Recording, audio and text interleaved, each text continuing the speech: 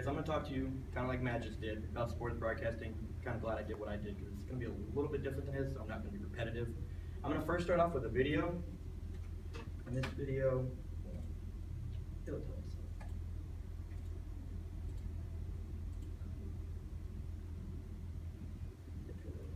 Expecting a play. The play is underway. The quarterback has the football in his hand, but he wants to get rid of it. He's getting rid of it. He wants the man in blue to catch this ball. He's jumping. I think he's just made the catch with his hands. The signal's a touchdown. He's spreading his arms looking for a hug now. Doesn't look like he's getting a hug. That's fine. It's still an incredible catch. The ball touched his hands and it never left. The definition of a catch. He's happy. Tom Coughlin still looks like someone took a shit in his Gatorade. Let's see this picture from Beckham Jr. That's the name printed on his jersey, and it's now printed on my heart. Oh, just hold the phone, ladies and gentlemen. FJ117, fucking Master Chief on the sidelines over there, threw a lemon wedge on the field. This one could be coming. So, yes, that was pretty humorous. The problem with it is that it's not the right way to do broadcasting, okay, especially if you're covering sports. I'll first start with a little bit about myself. I'm a UTA senior year, broadcasting major, completed my minor last semester. We've got one more semester to go. I have a little quote down here, the voice of an entire fan base. I'll kind of get into that a little bit more because that's not from anyone special. Well, it is. It's from myself. That's kind of what I want to be, and that's really moving on.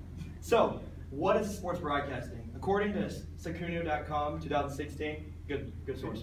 A sports broadcaster is someone who provides coverage of sporting events using a variety of different media outlets, such as radio, television, and internet. Now, I wanted to kind of give you at least a little breakdown of the spots for sports broadcasting. There's 3 of them. All right. First, you have the calling of the game. He kind of went in depth about that. You know, the play-by-play, color commentators. Okay. You also have the sports talk show hosts, whether that's radio, TV. You know, Bennett's Get on the Ticket, for instance, on the radio. And then last, you have the sports anchors, so ESPN. You have the specialty guys that are like MLB TV, NFL Network, things of that nature. Okay. And then last, you have the local anchors on like the Fox 4, Kaz, you know, they have their 5-minute segments on sports. They kind of do the recap of everything that's going on. But for me, the main thing I'm going to talk about is the 3 keys to success when it comes to actually being a good sports broadcaster. The first of which, sports knowledge. Second of which, humility. And lastly, on-air personality. Jumping into sports knowledge, these pictures aren't meaningless. They all have a purpose. So first, I'm going to start with what's in the middle, because that's where your guys are drawn in the first place, and that's lingo. If you're going to be on air talking about this stuff, you have to actually know what you're talking about. I'm not talking about the basics. You have to know the inside scoops.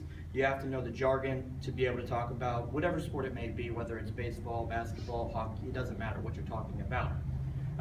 But you have to know both sides of the story. So you have to know where it came from, where it's been, and where it's at now. So I have up in the top left, you have the Mavericks winning the championship in 2011. So that's recent past, okay, still within a couple years. You have the Rangers here from most recent this year, okay, with Beltran, fielder. Ezekiel Elliott from Thursday night being drafted to the Cowboys. All right, you have Clint Dempsey in the World Cup against Ghana when he scored the goal in the first couple of minutes. And then, Bodie, I'm sure you'll like this. You have Brett Hull winning the Stars their only championship on the no-go call. So you really have to kind of know this stuff to be able to transcend it through your broadcast or your podcast to kind of explain this. I have a quote here from Vin Scully. Like he said, Dodgers play-by-play guy, been there since 1950. So he's been around there for an extremely long period of time. He said, "It's a wonderful feeling being able to bridge the past and unite generations." And really what he kind of means by this is, and when he started, you have the ability to connect grandfathers with their sons, and then with their sons, though through a sport, they live in different eras, they have different, things going on in their lives, but at least through sports, they're able to all connect in that way. And that's a really cool feeling to be able to connect a number of people, with just your voice. Next, this kind of leads me into humility. Okay, Merriam-Webster's Dictionary 2016 version says it's defined as the quality or state of not thinking you are better than other people, the quality or state of being humble. So we've all heard the quote, have a slice of humble pie. And that doesn't apply to sports broadcasting, that applies to life. So regardless whether you're talking to people about sports or whether you're just meeting people, on the street, it doesn't matter. You have to be able to accept what's going on in life and be able to adjust to it. So you have the fact that we all make mistakes. We're all human. It happens. On air, you're going to make a mistake with everything. You just got to be able to push past it and get to your next point. Because people aren't going to remember anything about the mistakes. Well, YouTube kind of changes that, but you'll be able to go ahead and get past it as long as you kind of go to the next point and continue to not lose focus. And then Michael Jordan says, I can accept failure. Everyone fails at something, but I cannot accept not trying. And what that really means is kind of like what I just explained. You make a mistake, move forward. Now, lastly, on-air personality. These are some of my favorites. All right, Stuart Scott, ESPN anchor, he recently passed away with his lost a fight to cancer. He was able to personalize his experience and what he was going through with the fans, okay, that were listening. Not only was he a great sports broadcaster in the situation where he was able to go ahead and be the ESPN anchor where he came up with great, quotes, great catchphrases, things of that nature, but he was able to go ahead and personalize with everyone, and I think that grew his name even more so than it might have. Also, I've already talked about Vince Scully, so I'll pass him. Up here we have Hawk Harrelson, Chicago White Sox broadcast announcer. He's well known in the industry. He's very creative, and you have to be creative to have an on-air personality. He's got calls, player on his team hits a home run, he'll sit there and shout out, "You can put it on the board, yeah!" He's wild. Okay, obviously these guys crack each other up. They're basically just cracking jokes at each other, but also being able to inform everyone of what's going on in the game.